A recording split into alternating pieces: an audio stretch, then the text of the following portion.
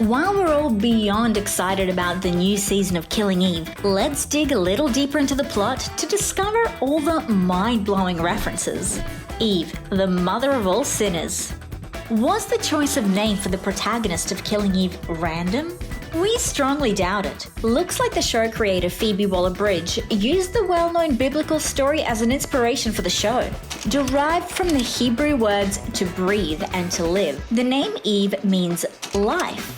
Maybe that's why Eve Polastri is ironically still alive despite the title of the show. Anyway, the parallels between the MI5 security operative and her namesake from the Old Testament are deeper than you may think. Similar to the original Eve from the book of Genesis, our character had quite a comfortable life. She liked her normal job and her boss, she had a happy marriage and enjoyed Friday karaoke with her friends. And the biblical Eve, together with her companion Adam, had stewardship all over God's creation. Everything seemed fine for Eve Polastri, except that she was dreadfully bored. She lived in her own cozy bubble, but deep inside, she was a rebel who craved something darker. In the Bible, Eve could eat every fruit in the garden, except for those from the tree of the knowledge of good and evil. Polastri's life took a sharp turn when she was offered a thrilling yet dangerous job, tracking down an extravagant, high-profile assassin. She could not resist her desire of the unknown, and as soon as she gave in, there was no way back. And you know the story of the first Eve. She was tempted by a serpent to eat the only forbidden fruit of all. Thus, the first woman on earth gained additional knowledge. She learned what evil and shame were. And the price of her disobedience was high. Eve and Adam were banished from the Garden of Eden forever. Eve from Eden was the original bad girl because of her curiosity and ambition. She became a sinner. Her forbidden fruit was an apple, the primary symbol of sin, which was featured in Killing Eve. Villanelle left apples for Eve as a tempting invitation to join her, and Villanelle became Eve's forbidden fruit, her awakening, her dangerous reflection, her irresistible trouble. The tempted became the tempter. Emancipation and carnivores.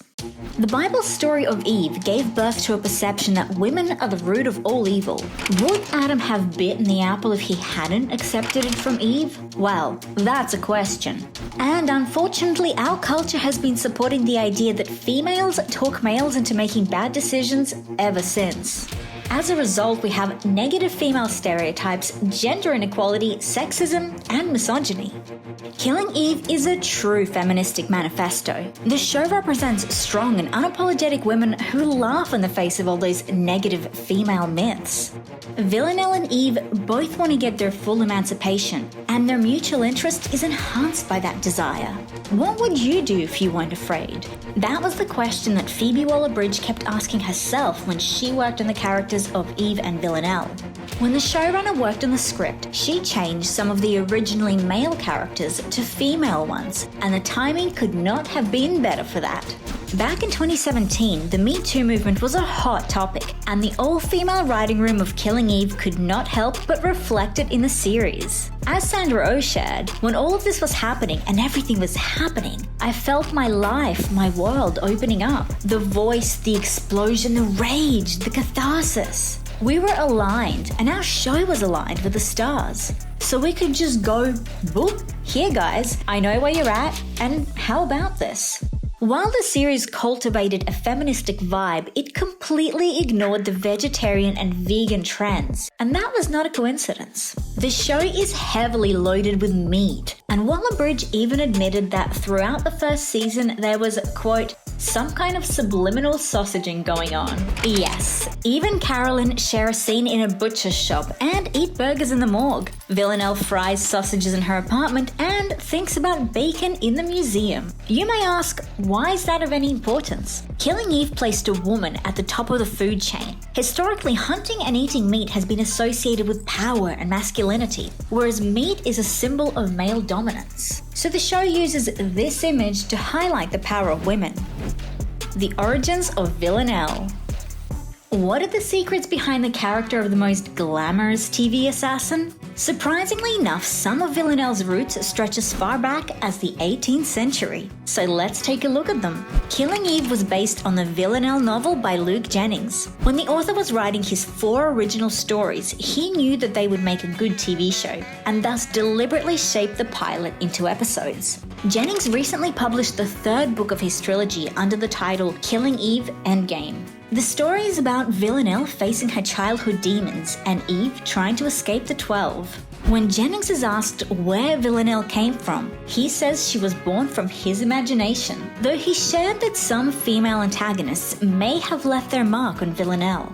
"I've always been fascinated by anarchic women in literature and cinema," he explained. And perhaps his own feministic views helped Phoebe Waller-Bridge change the story the way she felt was right. So, who were the fictional antagonists that inspired Luke Jennings? Marquise Isabelle de Merteuil in Les Liaisons Dangéreuses is the perfect portrait of a psychopath, and Luc Besson's La Femme Nikita shares some parallels with Villanelle too. Bridget from the 1994 film The Last Seduction gave a good lesson in manipulation, and Tori from Heather Lewis's novel House Rules adds notes of sex, power, and addiction. And last but not least, Asami from the 1999 movie Audition showed just how violent female revenge can be. But why is Jennings' assassin character called Villanelle? Some fans see the name as derived from the word villainous, and that totally makes sense. Meanwhile, The New Yorker linked the show with the poetic form Villanelle, saying that the series is the iteration of a recognizable pattern, its pleasures emerging in the internal twists. However, in the novel, the assassin names herself Villanelle, after a favorite perfume of the Comtesse du Barry, who was guillotined in 1793. The many shades of Villanelle. Although Jennings' novels were the solid base for the most eccentric female assassin on TV, Villanelle's character needed more in-depth details. And Phoebe Waller-Bridge did a lot of research to provide Jodie Comer with perfect visual and behavioral references. "I was really determined to make the women as individually colorful as I could," said the show creator. When Waller-Bridge fell into a Google hole around female assassins, she discovered a shocking 2012 jailhouse interview on YouTube. The convicted Arizona killer Angela Simpson in her black and white uniform looks nothing like the glamorous Villanelle. But her story of violent torture and murder was gold dust. According to Killing Eve's showrunner, Simpson sounds more like a psycho than anyone has ever sounded. The prisoner's only regret about her deed was not torturing her victim for longer. And Simpson was the key to Villanelle's psychotic mind. She was a performer, she bragged about her crime, and she seemed very girlish when the interview was over.